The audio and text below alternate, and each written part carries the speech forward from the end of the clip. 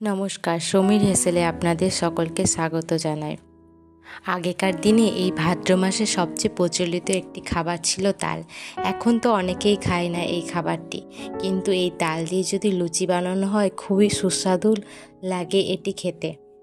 তালের লুচি বানানোর জন্য আমি 1 কেজি মতো ময়দা ভালো করে ময়ম দিয়ে নিয়েছি। জলের পরিবর্তে আমি এখন আস্তে আস্তে তালের পুর দিয়ে পুরো ময়দাটিকে মাখিয়ে নেব। এই তালের লুচি বানাতে গেলে ময়দাটা একটু টাইট করে মাখাতে হয়। এবার 15 মিনিটের জন্য ঢেকে রেখে দেব। 15 মিনিট পরে ঢাকা খুলে আমি ময়দার লুইগুলো কেটে নেব। আমি এখানে ময়দার লুইগুলো একটু বড় সাইজে কেটে নিয়েছি, কারণ তালের লুচি বেলতে গেলে অসুবিধা হয়।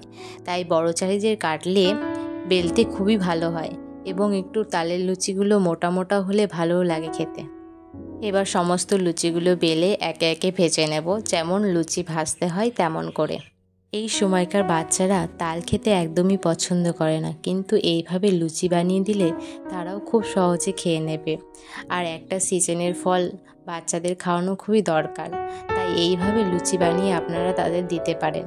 রেসিপিটি ভালো লাগলে একটি লাইক